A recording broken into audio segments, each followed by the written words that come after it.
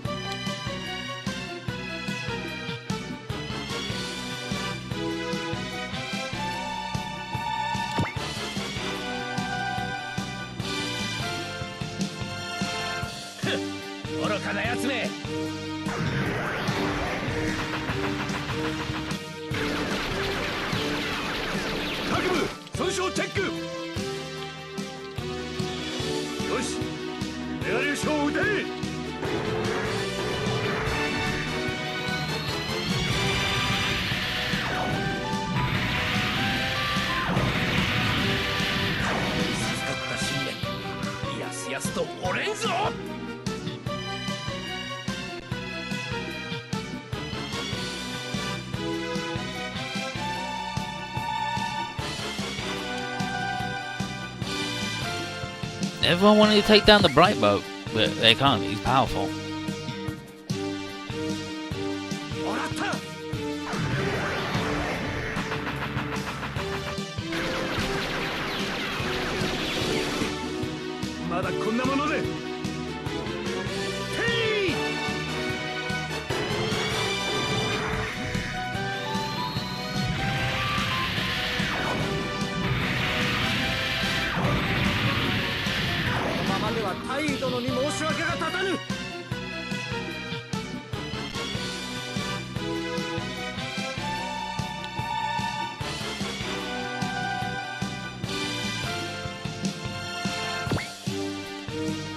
And then Milo talking to the Dragonars.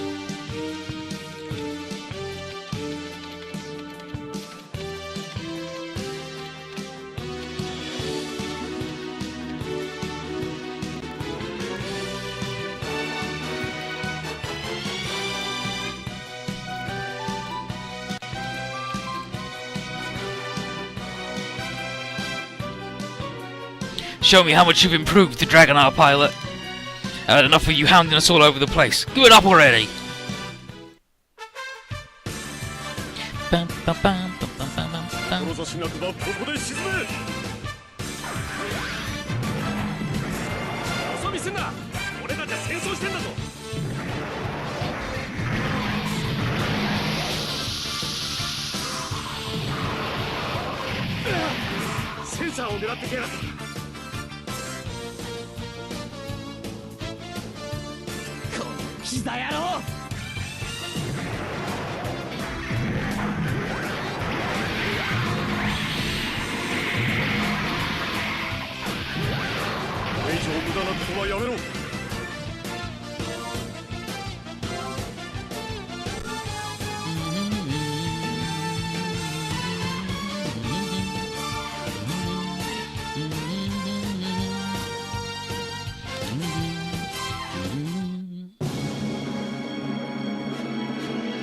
My turn. I love the Borat the boat. The Borat.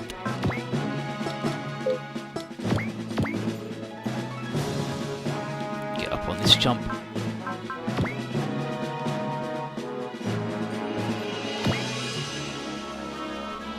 You know, this Joker.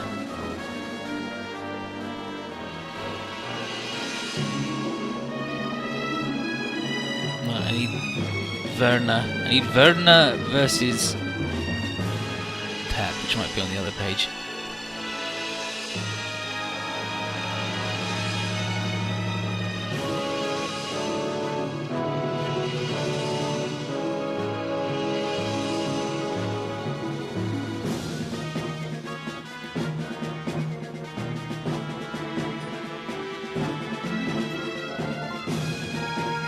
Here you go. Oh no, that's Milo, not Verna. I need Verna!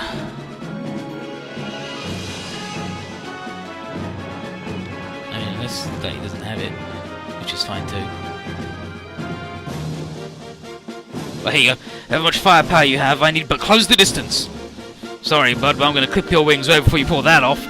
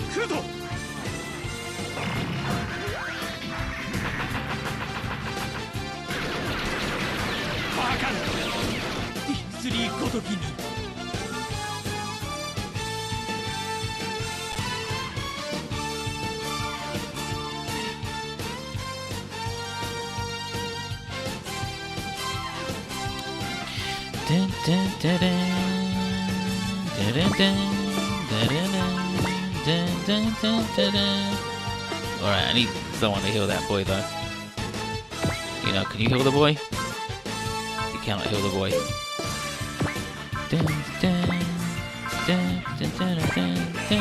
Okay, Torres can heal the boy. Or he can cast on himself. Piss. Piss.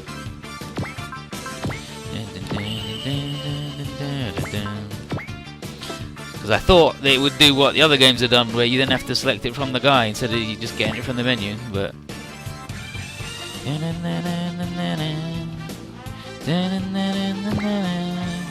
Should kill him though.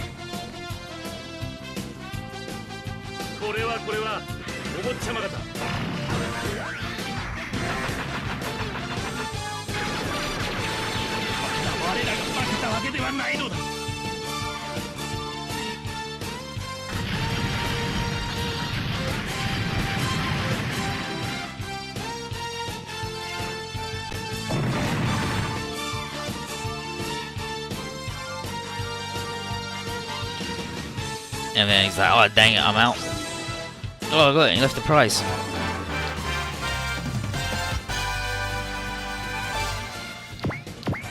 Oh, and she cannot move any further because she's tied to the boat. Let's disconnect from the boat so you can get wild.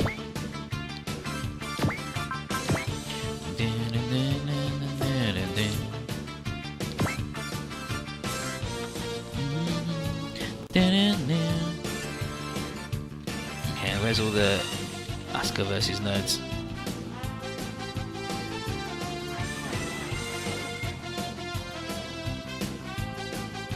I think it's this one. No time for the Hawk's little chicks. And then what?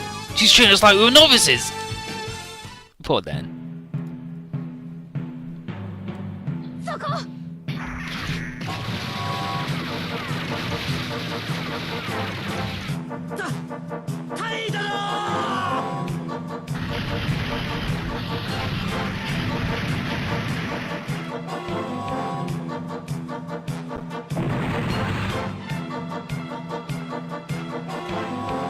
And then, wow!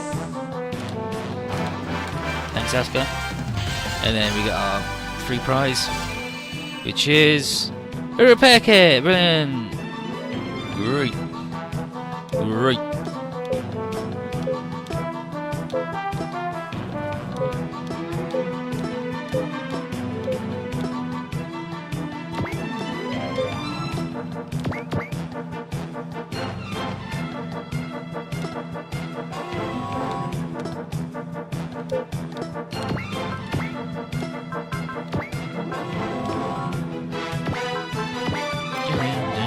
Money. Clay Bazooka.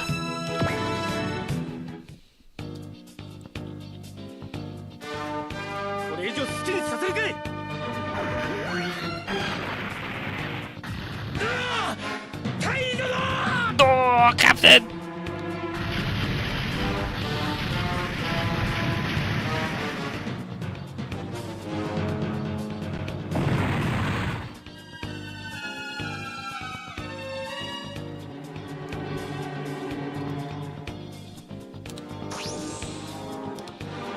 Moves. Nice work, Beecher. Oh, shit.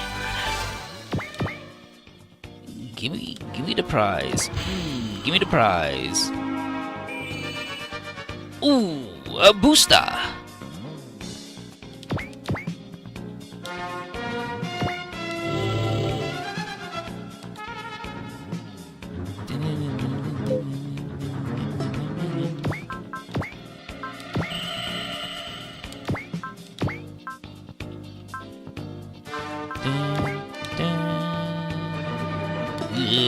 I don't like that at all. Okay, if everybody has to die, so that's fine.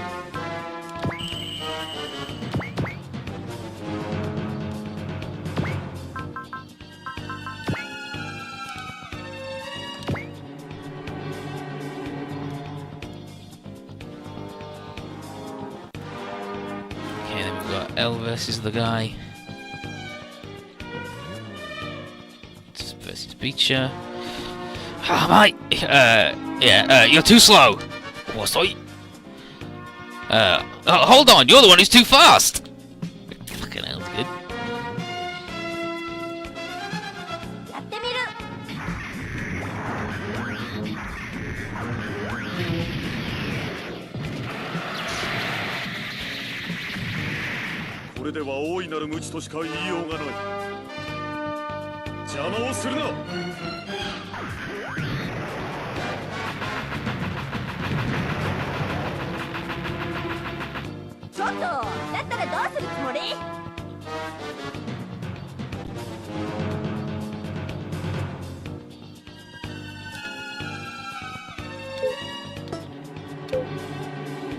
Yeah, just this 22,000 health dude.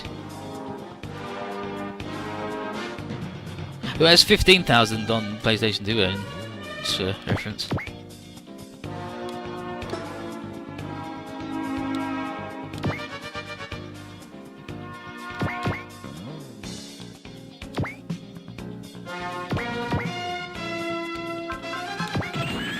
Time to fly.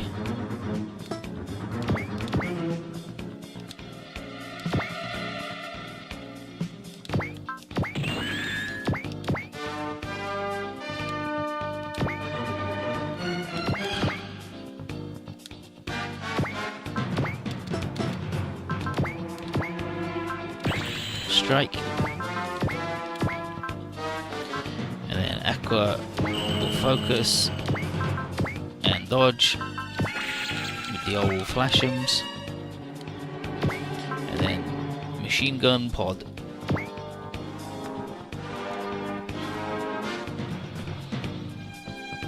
And then he mentions Carl.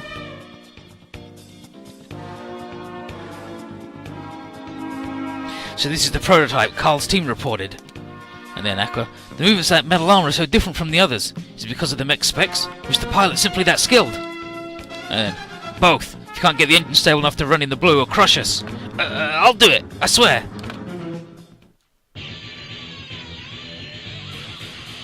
Okay, he retreats when he's below 30,000 hit points, but that's gonna make life difficult for killing him, because 30% of his hit points is approximately 1 million.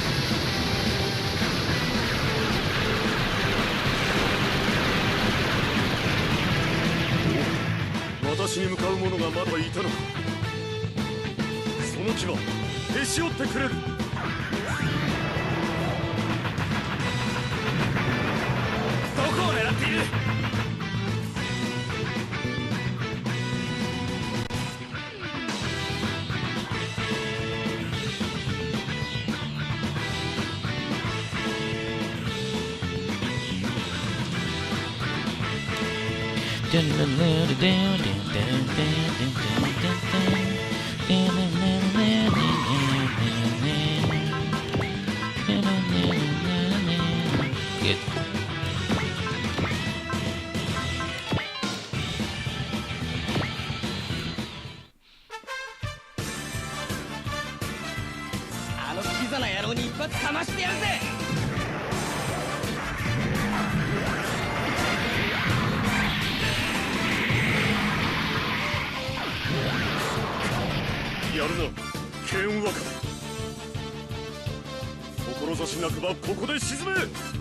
You're gonna die.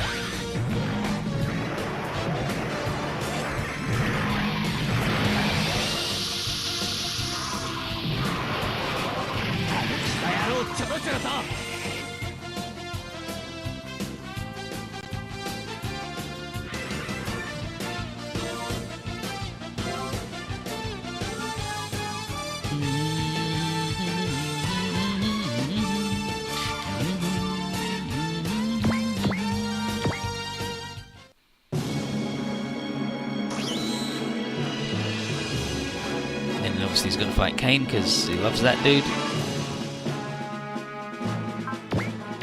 Oh!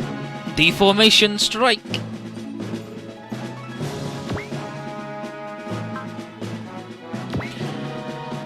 Let's beat him up with our triple maneuver. And he's in the Falcon, which is good. Like, the Falcon's super fucking cool.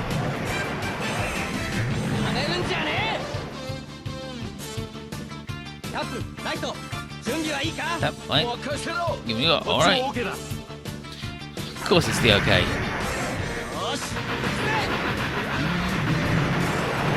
Ouch.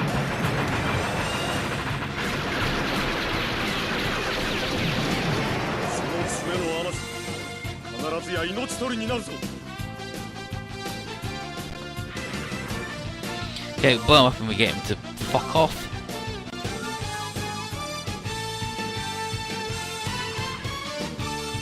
Yeah, so he like can't go much further. Time to retreat. And then he leaves. Authority says all the enemies dealt with, and Bright tells everyone to stay on alert while the Agama heads over to Aquapolis.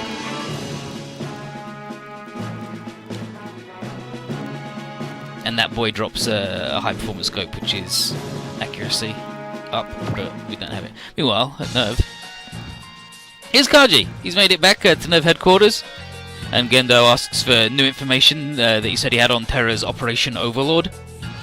And as it turns out, Gendo's feeling about it was right. While it may appear to be an offensive against the Mu, Terra's main goal is to steal a double O part, an O part, which is out of place artifact. And someone connected to the thing from them. And it's like, do you mean the lost mechanical god? But Kaji wonders aloud if the rumours he's heard about part of it being discovered already are true. And Gendo says it's his job to extract info like that from Barbem. No, yeah, Barbem. Barbem? Barbem. But Kaji wonders why Terra, having spent the last 10 years not doing anything against Tokyo Jupiter, would step up now. Can it have something to do with the angels showing up? But Gendo thinks it is purely coincidence. Kaji asks Gendo if the committee will stay quiet if Terra succeeds in their heist. And the answer is that both the emergence of Tokyo Jupiter and the second impact were predicted well in advance, so the committee will simply adapt to their plans accordingly and keep on going. So the only question will be to whether to sit by and wait for the hands of the clock to turn, or to forcibly speed them up before their opponents do. But the results of the operation will alter the process, much like the way the Angels did when they attacked Unit 2's fleet. They happened in a different location than was initially predicted. But granted, what the Angel was after was Kaji's briefcase, and he opens it up and it's immobilized inside Bakelite, but it's already regenerated somewhat. It's very much still alive. And Kaji says this is the cornerstone of the Human Instrumentality Project. And Gendo looks at it and says, indeed, Adam, the first human. Weird.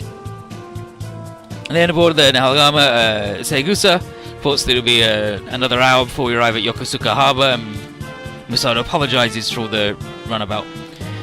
Bright says it's all part of the job, don't worry about it, but she's honoured to have the chance to meet the captain of the White Base. And Bright's like, nah, it's all about, don't worry about it. Misato wants to know where Amuro could be, but he's currently somewhere else doing a different assignment. And she's like, oh, that's a shame. But Admiral Mizumaru calls in, and he sees that we're sexually hooked up with the D weapons. And Misato is like, ooh. Mizumaru, commander of the Space Corps. And he remembers rumours of how this powerful man is said to have ties with Nurgle Heavy Industries since before the Lizard War. But he gets to the point. He's just received an official request from Shiro Watari, the director of Terra, to have the Nahelagama team participate in Operation Overlord, and neither of them are particularly surprised. Details will come from Terra's commander, Jin Kanugi, but it seems our job will be to provide support to the fighters who will be breaking into Tokyo Jupiter, and we won't need to bust through the barriers ourselves. Douglas asks what will happen to the mission to transport the D weapons to Chongqing, and that will be postponed until after Operation Overlord, and even then it may further change depending on the result, unless they've even taken into consideration the new aliens that have been showing up around Japan. But yeah, absolute priority is Operation Overlord, and from what Mizumaru's heard, the Federation's still getting things online and just need more time before they start mass producing the Dragonars. Yeah, before they start mass production, and then besides, like, mass production, do you mean of the Dragonars? But Douglas sees where this is going. The brass want them out in the field, drawing attention from the Gunos and buying them time to get everything ready. And Brighter's like, yep, just like the 1 year war, huh? Nice, remember that. Mizumaru wonders how the Federation has been having a lot of problems recently. The war with Neo Zeon and the Barmians left a lot of holes in the Space Corps, and allowing the Gunos to initiate their campaign on Earth. Meanwhile, the Surface Army's reputation is in tatters, and they deal with the Angel attacks. And as such, Operation Overlord needs to succeed. Bright understands, and he sees this is why the civilian super robots are being sent here. And they're just as experienced as Bright's own men and women, and government headquarters have expecting a lot from everyone involved. Mizumaru wishes they didn't have to put all these issues onto the Gundam and the super robots, because it strikes him as treating us like a bunch of handymen. But Bright's used to having crises thrown upon him. But Mizumaru is working on getting us some additional help by way of an apology, and he's putting a request for the folks at Gear to fight us. And the Bright's heard of them. It's a research institution dedicated to developing defense systems to safeguard Earth from aliens. And he heard it had nothing of its own, but Mizumaru says that's just how it appears on the surface. Regardless, he'll have Gear's Chief Shibuya for more info on that. So between Nerve, Terra, and Gear, Bright sees things are getting pretty complicated. And Misato is impressed that Mizumaru managed to get these guys to cooperate, or at least even consider cooperating with us. And the rumours talking about how good he is at his job weren't exaggerating it. But either way, still getting things set up with Gear, and if it goes through, he should be able to send us some more people soon. Bright asks about the Evangelion and the Cerberus, and the Ava still needs to be delivered to Yokosuka Harbour before the Agama can get in touch with Terra. That's Misato and Nerve giving bullshit, but Misato's like, thanks for the consideration. As for the Cerberus, the army's going to keep it working with us. It's a valuable prototype, but they wanted to get more combat data. And so with that all done, Bright's going to set a course to Yokosuka, and then we'll meet with Terra's carrier, the Lydia Litviak.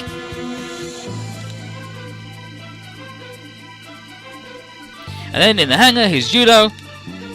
And so here's the Dragonar pilots meeting the Gundam kids, like, and it's like, hey, you're the Dragonar pilot? He's like, you're the Gundam team?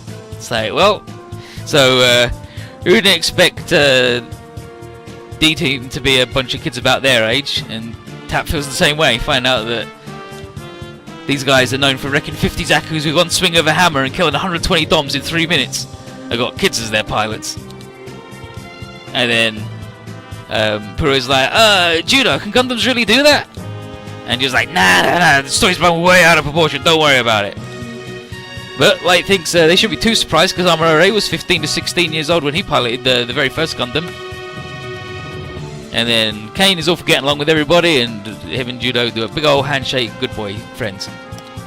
And throughout all this, Aqua is strangely quiet. Hugo asks if the Dragonar pilots didn't fit a mental image. He's like, they didn't, but what about you? And he says he was about their age when he first took the field, so it didn't come as a surprise. And then Light steps in, and he's like, howdy, you're the Cerberus pilots? Yeah, they're Cerberus pilot. Where'd you go? And he's like, hell yeah, I'm Light Newman, 3rd grade guy. Nice to meet you. But he's all over Aqua, obviously. But they do their introduction, and Hugo admits he was impressed watching these guys fight out there, and he wouldn't have expected fresh soldiers to be that good. And everyone, Kane and everybody, like, oh yeah, thanks dude for the confidence boost, nice praise.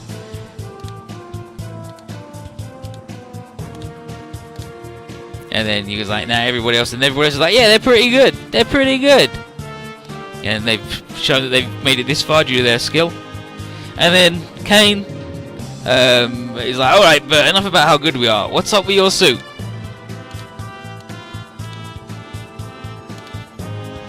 And yeah, she's like, there it is. They're talking about the Avon pilot being 14 and shit. Yeah, but they talk about the swimsuit, and then she's like, I need it to control the unit. And then Tap says, guess the Federation Army's pretty stylish. You guys' clothes are a bit normal in comparison, though. And then Aqua's like, normal, huh? But it's obvious to Hugo that everybody's got no problem with her get-up. She's like, these guys aren't being weird about it. She's like, not like in a bad, like, not like absolutely weird, but they are being weird. And then Hugo asks about Asuka, and Kane says she's with Masato in the carrier. They'll be leaving Yokosuka, and Aqua's like, how old is she? 14? 14? It's like, another young pilot. And then Torres phones in and he's like, yo, Bridge here. Super robots are coming aboard. Our new buddies. Super robot. And then you hear the of a fucking UFO. And then Prue's like, wow, look, Juno, it's a UFO. It's a real UFO. And she was like, wow, we got some bomb people here? And then like sees a red robot. The famous Ghetto Robo. But Kane is like, get a robo? So Light explains that it fought a bunch of lizards who sought to conquer the surface. Like, Jovian? Like, no, just dinosaurs. And then Benkei comes in. And there's Hayato too. And Benkei is impressed at how big the Nahela is. And Hayato's like, well, of course it is, if he's gonna fit our robot in. And Koji's with him too. And he's like, oh, this guy. And Tab's like, that's the pilot of Mazinger Gazette. And Koji's pretty famous. And there's loads of pictures of him fighting Dr. Hell and Mike and A circulated on the news. But that also, oh, here's Michiru. That also applies to the Getter team. And Hayato hopes that staying here will get everybody some time away from the pains of being famous. And Rui's like, wow, everybody's all around our age too. And Echo's like, yeah, I guess everybody is around the teenager, huh? But yeah, time for introductions, and Koji says he's piloting the TFO, the Terran flying object. He's like, what the, where's Mazinger Gazette? And he says, it's in a museum. And he says how he made the thing over in America. Yeah, he made the UFO over in America, it's TFO, he made it in America. And Rue likes it, the shape and colour, a reminder of Nashima. And Koji's like, Nashima, I mean, I don't really like being compared to a Titan mobile suit. And then Judo asks about the bigger UFO, and Koji says, that's Duke's. Duke Fleet. And then Hayato is like, alright, get a team, introduction. And he says, he's Hayato Jin, he pilots the Liger. And Judo asks if that's the red one, and he's like, no, that's, and then Benkei says, nope, that's the dragon. And he's like, And then Michiru says, get a robo can transform and change its parts in battle to assume 3 different shapes. Liger for high speed, ground-based combat. Benkei's Poseidon for underwater, but that ain't happening. And the dragon for aerial combat. And then Kane is like, whoa, so it's like the Dragonars if they were all combined and switched forms to become D1 and D2? And then Tapper's like, combining Dragonars, that's rad. And then Light says, I think 3 specialized machine is a more realistic option. But Michiru Saotome, Ryoma's support, introduced herself just in time for the man Ryo to come over. I'm like, wait, who's that guy? And yep, here he is, he's the boy. Get a dragon pilot, Ryoma.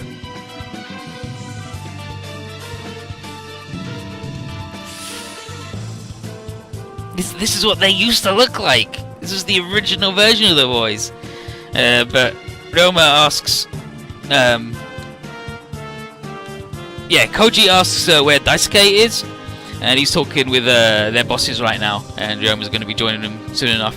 And Koji's like, alright everybody. I'm like, wait, who's the other guy? He's like, oh yeah, he pilots the Grendizer. And then Aqua's like, excuse me, how old is that man? He's like, I don't know, I think about 20? 20? Does that mean I'm the oldest one here?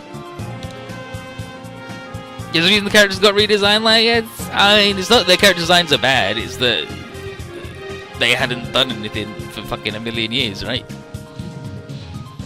Yeah, that's Ryoma. He's a professional soccer player. He's a good boy. Goes to school. And then sometime later, Torres tells Bright that AV Unit 2's already being dropped off. And here's Daisuke. And he's filling in on the new race of aliens trying to conquer the Earth with the UFO. Douglas asks how he knows about this, and where's Ryoma? And then Ryoma's like, yeah, I was also wondering how he do the deal. And he says his unit is also rather different from Koji and Tetsuya's Mazinger's. And then Daisuke says he knows because his father, Dr. Umon, was investigating the UFOs.